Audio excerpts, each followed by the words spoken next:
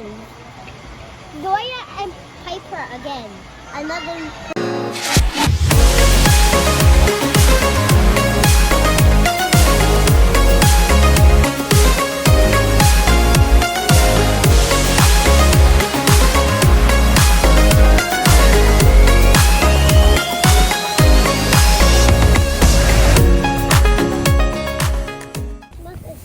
Hi guys! Hello! Hello po sa lahat.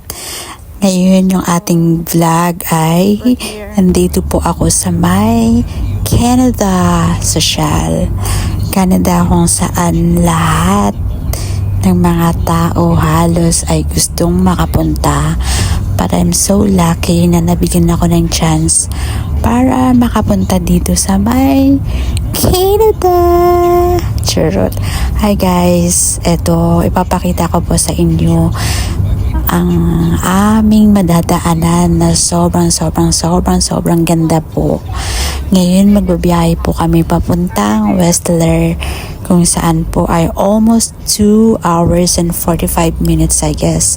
Ang aming biyahe, sobrang ganda. Eto medyo bangag-bangag pa ako kasi may jet lag pa ako dito. Pero hindi ko talaga tinikop pang mata ko kasi ay, nako, of course. Sino ba naman hindi mapapawaw sa sobrang ganda neto? Ayan, nagro-road trip kami at ang ganda ng kalsada. Walang traffic, wala ka talagang makikitang nag-i-stop yung mga sasakyan dahil sa traffic. Gosh. At saka of course nakaka-amaze yung paligid na sobrang ganda ng mga malalaking puno. Ayun, pasensya na kayo dahil it's my first time. Next. Ayun, sana ma-enjoy nyo naman ang napakagandang view na ito mga friends ko. Lang papansinin konti kasi medyo maingay yung aking background kasi nga po alam niyo naman madami kami sa sasakyan. Ayan, pero hindi ko talaga halos napikit ang mata ko dito kahit medyo magtatatlong oras kaming naglalakbay dito. Pero my gosh, how much more pa kaya pag may snow na? Charot, wish ko lang makakabalik ulit ako ngayong December. Ayon sa plano is babalik dito. So I hope so. At masisilayan ko din ito uli na meron ng it's a snow. Guys, pasensya na kayo kasi natuwa lang talaga ako. Natural kung first time mo nga naman pumunta sa isang lugar, diba? Sino ba naman makakakalang makakarating ako dito? Walay. Pero sa awa ng Diyos, binigyan ako ng pagkakataon at nagpapasalamat ako sa may napakabait kong amo. Alam mo yun, kahit medyo mahal ang ticket, pero grab the opportunity day. Ayan. So, ayun na nga. Hindi ko alam kung anong sasabihin ko. Basta, tignan nyo na lang yung mga dinadaanan namin. Kasi ang ganda talaga. Ngayon, sabihin nyo sa akin kung magsasawa ba talaga kayo. Tapos ang nakakaloka pa kasi, alam mo ba, nasa harapan pa ako sumasakay. Kaya tuloy. Ay, pero okay lang. Carry. Ayan. Di ba, ang ganda talaga. Sobrang ganda na itong bundok na to. Ewan ko lang sa inyo kung hindi kayo nagagandahan. Ay, mga friends. Ay, nako. Alam niyo po ba, mas maganda daw pa rin pag may snow.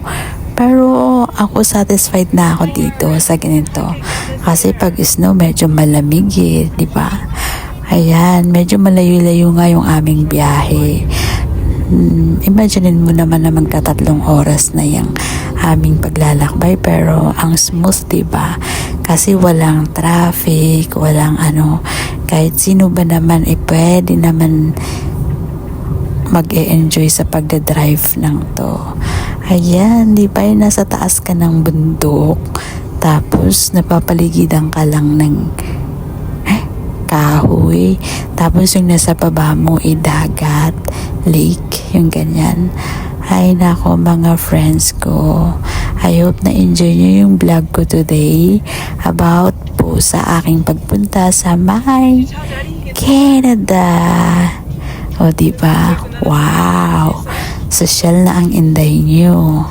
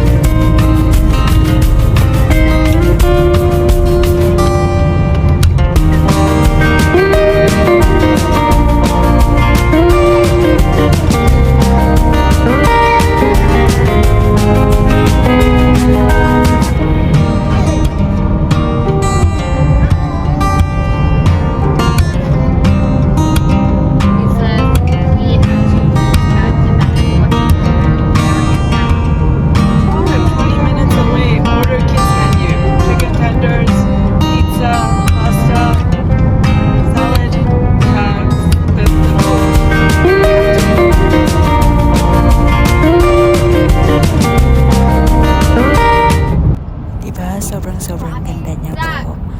Ayan, parang walang katapusan na pagbibiyahe. Ito, medyo malapit na kami para dun sa may stopover namin at kung saan magdi-dinner po muna kami kasi gabi na, kaya kailangan mag-dinner kami muna sa place na kung saan kami magsa-stop over. Andito na ata. Andito na kami. Medyo paliko kami. Turn right para po sa may dinner namin.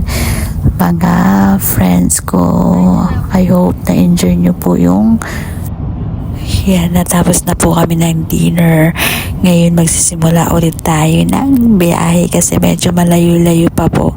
Samahan niyo po ulit ako, mga friend.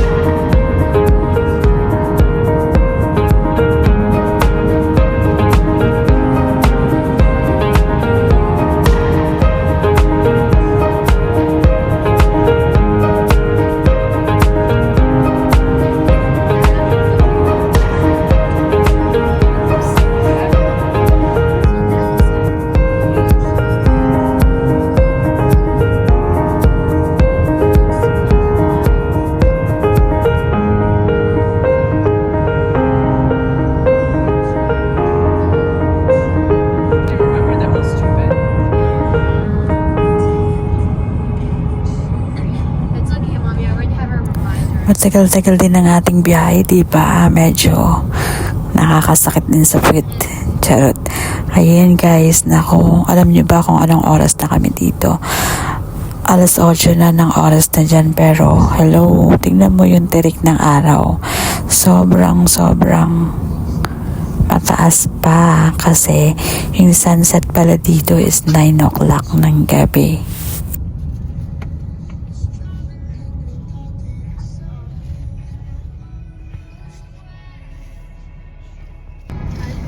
Yeah, but you don't live there in my class. I don't know. I'll find out.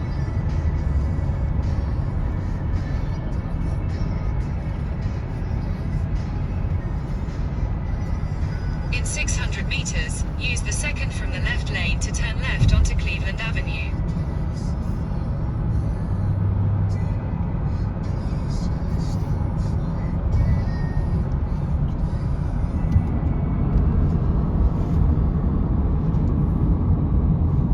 Is it here? Yeah, you're so sweet. What song do you want? Amanda, what song do you want? I'll give her Ayan, yung mga alaga ko nagsisimula na silang maburyong dyan kasi mahaba-haba yung travel namin. Tapos, wala man lang kaming snacks. Ayan. Pero, carry bells lang kasi alam mo na may music kaya medyo sige, kulang sila. Ang nakakalungkot dito, si babae lang yung nagdra-drive ng ganyan. Sa mahaba-haba na oras siya lang talaga. Nako, good luck sa'yo, bossing ko. Ito talaga si Samantha, louder pa daw. Ay nako, louder na nga yung boses, louder pa yung music. Ay nako guys, feeling ko medyo malapit na kami dito. Pero hindi lang ako sure kasi alam mo na, first time ko pong makarating dito sa Canada. Ayan. Kaya ini-enjoy ko yung bawat segundo ng aming travel na to. Ay wow! Eto na nga, andito na nga po kami. Eto na kami sa may Whistler Village kung saan dito po kami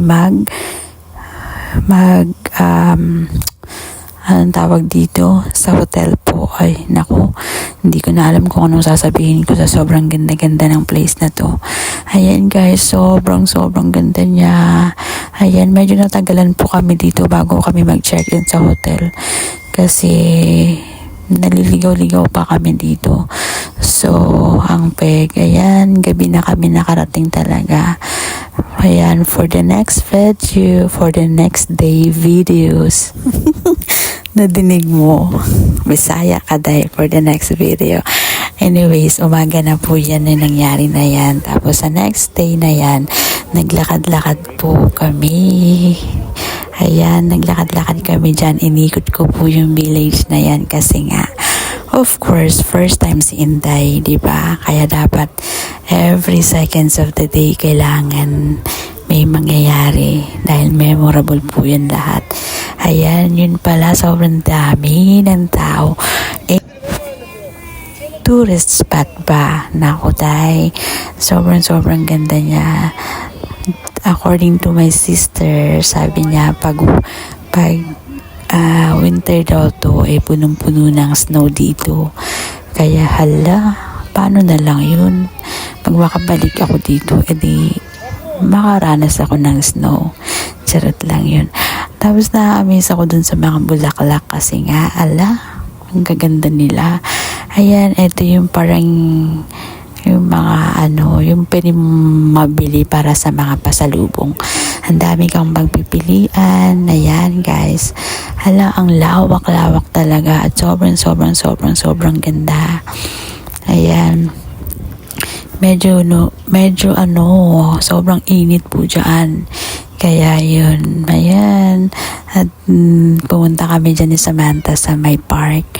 Ayan, of course, hindi lang si Samantha ang natuwa. O di pati ako, day. Tuwan-tuwa ako dyan kasi nako naman po. Parang, hindi ko ma-imagine na pumunta ako, makarating ako dito. O di ba? Well, I don't know what to say. Parang natulala si Inday dyan. Na-amaze lang talaga ako. It was super amazing. It was like unforgettable experience. You know, diba? Speaking dollars na siya. Ayan guys, I hope na enjoy. I hope you enjoy my vlog. And I hope na natuwa kayo sa lahat ng mga nadaanan natin na sobrang ganda ng mga views. Ayan, kung pwede lang iuwi yung mga kahoy na to, iuwi ko na sana mga friends ko. Ayan, kaya yan, hindi ko pinalampas pati yung mga playground, lahat ng mga park kung saan pwedeng pupuntahan. Of course, diba? Oh, enjoy na enjoy. So, I hope someday na makakabalik ulit ako dito and I experience also the snow na sinasabi nila na super duper ganda. But of course, I'm so takot to the cold. Ano ba yun? I'm super ako gusto ko lang yung yung winter. Gusto ko lang yung a week ko lang mararanasan. Pero parang yung everyday ng buhay ko, yung parang naglalakad ako sa snow, I don't think so. Parang, okay, let's try, you know. Ayan guys, sobrang dami. At saka, alam mo ba, halos lahat ng mga tao dito, makikita mo lang yung nakabike sila. So, pag may balak ka, kailangan matuto ka talagang mag-bicycle dito. Ayan guys, at yun, yung mga bata nag-i-slide kasi nga playground, diba? Ayun, si Samantha nag-i-enjoy din siya kasi binigyan ko siya ng ilang minutes pa binigay ko sa kanya. Habang nag-i-enjoy naman siya sa pag-i-slide, nag-i-enjoy naman ako sa pag-video, diba? Ay nako, I hope someday somehow. Ayan, si Samantha, tinry niya pa yan yung poso na yun. Meron din pala yan dyan. Ang cute, diba? Oo. Ayan, guys. Diba? Ang ganda-ganda. Actually, tinry ko rin yung poso na yan. Kaya lang, sinabi ko sa kanya, can you help me to video myself? Auntie, I want to go there. Auntie, I want to go there. So, sorry ka na lang, Inday. Kaya mag-video ka na lang. Ayan, guys. Ay, naku, mahaba-haba na ang ating pag-uusapan. I hope sa susunod na sa snow ulit. Hindi ko alam kung natutuwa ako dito sa mukha ko. Hindi ko alam. Pero kasi, ang na-feel ko dyan, medyo antok ako dyan. Tapos, plus, ang init talaga nung time na yun. Sobrang init. So, wala pa akong sunscreen. Charot. Wala ata akong sunscreen dyan kasi nakalimutan ko nga. Ay, nako, kasi diba? Ang itim-itim ko na nga eh. Ayan, di ba nakikita mo yan? Kung kahit saan-saan mo lang makikita yung Canada 3. Yan, di ba yung flag nila? Ay, nako, pag dito ka naman yan, dinadayo naman yan pag dito lang. Kaya lang medyo malayo pa sa lugar dito, pag sa Hong Kong ka. Pero pag dito mo nakikita, wow, kahit saan makikita mo talaga. Nakikita niyo po yung bundok na yan, yung bundok na parang sa taas na may kulay puti pa siya. Yan po ay snow talaga pa. Ayan, dahil nga sa bundok. Ayan, kaya may snow pa sila. Ayan, di ba? Ang ganda-ganda ng mga halaman. Kahit saan-saan mo lang talaga siya makikita. Grabe. Ba't sa Hong Kong, parang hirap eh. May winter naman doon. Pero hindi tumutubo talaga. Ay, nako, di ba? Sobrang ganda niyan. Nag-iiba yung color niyan pag ayun na, whatever.